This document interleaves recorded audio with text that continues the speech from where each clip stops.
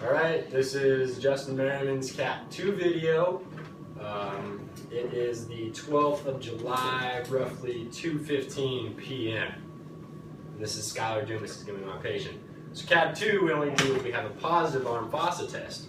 And first thing we gotta do is make sure that there's congruencies between the arm fossa. So as we're testing him and figuring out that if it's an upper or lower fossa, it's gotta be congruent with knee pain and then short and long legs. So if he has a UMS, which means upper fossa, medial knee pain, this has got to be the short leg.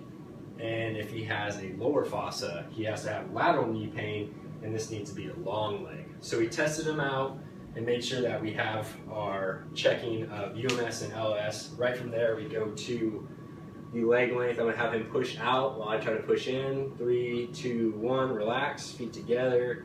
Checking medial malleoli. This is going to be his short leg side, which is congruent with our arm fossa test. So the next step after that, if we don't have congruency, then we're going to check cervical and lumbar. But if we do have congruency, we're going to move into blocking. So for blocking, patient's already on it, but I would lay down a board first, which is 4 inches above the iliac crest. After that, I block according to the short leg. So I got my fake little blocks right here. Boom. And so since this is his short leg, what we're going to do, and patient can assist with this one, is I'm going to have him roll his pelvis up that way, place this perpendicular, go ahead and lay back down. Perpendicular, half being on the crest, half being on lumbar muscles. That's the short leg side. Then I go to long leg side, and I put it 45 degrees up from the acetabulum, and he can assist in this one too. Right there, go ahead and lay back down. And maximum for this one is 2 minutes.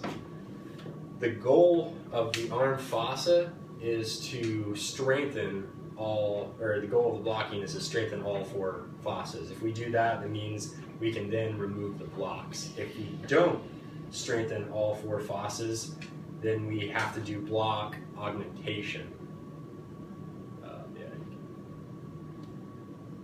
So with block augmentation, so keep going.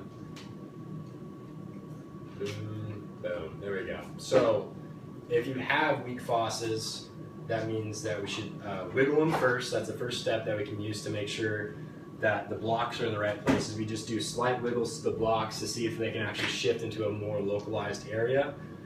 Second thing we can do is bilateral thigh pressure. So we come below the blocks on the thigh, press down on both sides equally for 10 seconds, and then recheck. If it still doesn't, then we can come up above the blocks around the pelvic bone. So one being placed here, one being placed high, press down for 10 seconds, A to P pressure, and then recheck. If it still doesn't go, then we can do basic 2, which is all about breathing.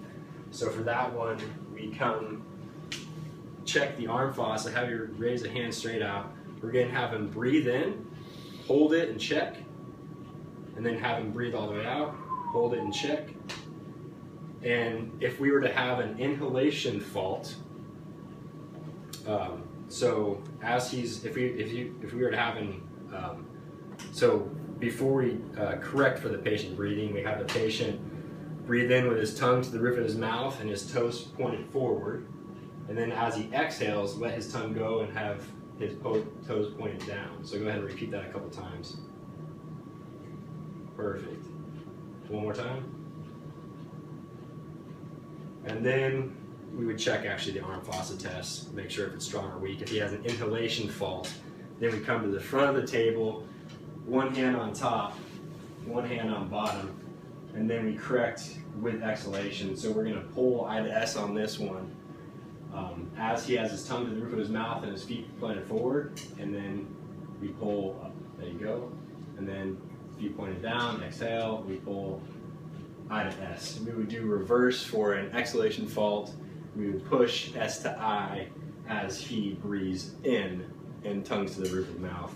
And that's to help with the basic 2. This is all to make sure that you can get the 4 fossa strong. After we do all the block augmentation and after you do all that, you have the patient raise the arm back up. We need to do a reverse arm fossa test. This is to lock what we just did. So I'm going to have you pull towards your head. And and then don't let me pull down. And that's basically to lock what we just did, to make everything steady so that he stays congruent. If legs are still uneven after all the augmentations that we did, we use the short leg, long leg technique.